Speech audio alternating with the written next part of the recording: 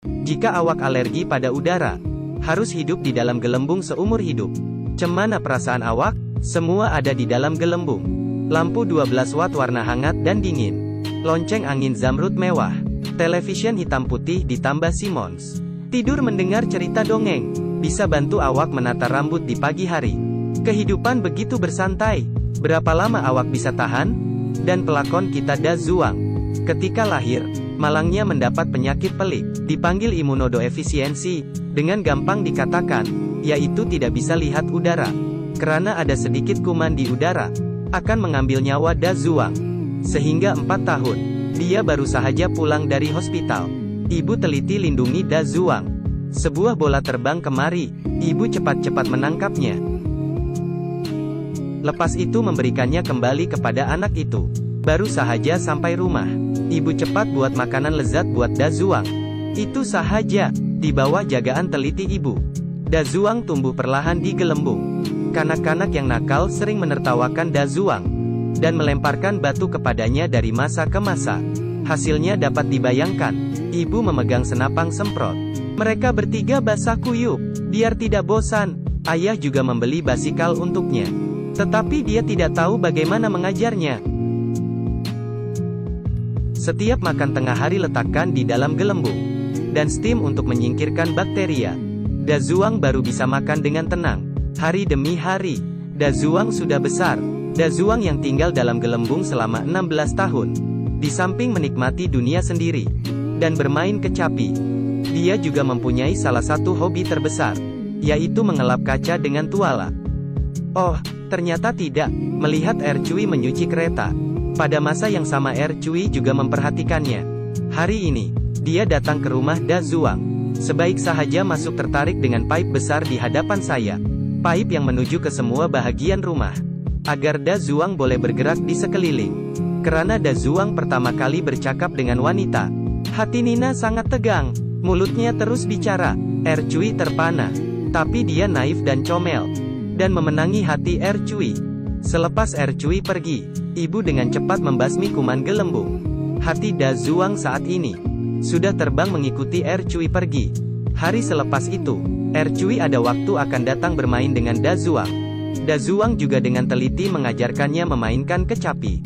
Dari masa ke masa, hubungan keduanya semakin erat, tetapi selalu ada gelembung di antara mereka. Cui ingin masuk ke gelembung mencarinya, tetapi ditolak oleh Da Zuang. Bagaimanapun ada resiko besar begini, karena tidak dapat memberikan apa yang Cui mahu. Jadi Cui meninggalkan Da Zuang dengan kejam. Ini membuat Da Zuang sangat sedih. Dia merendam dirinya dalam gelembung sepanjang hari. Ibu menyuruhnya makan pun tidak dihiraukan.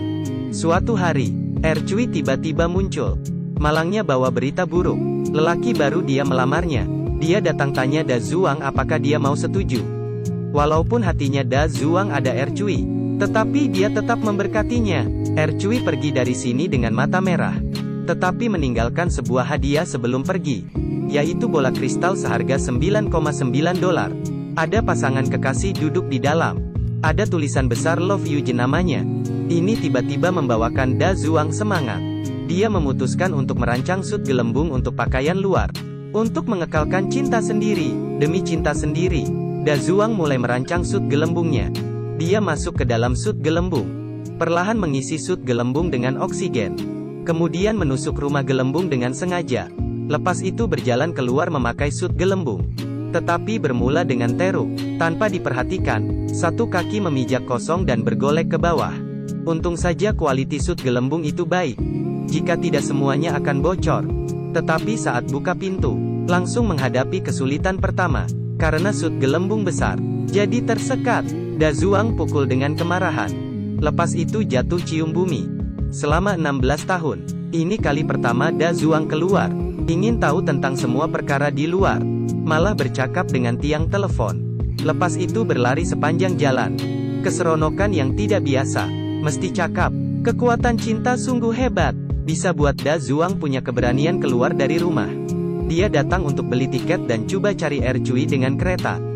Tetapi kata konduktor, kanak-kanak pergi bermain pasir saja.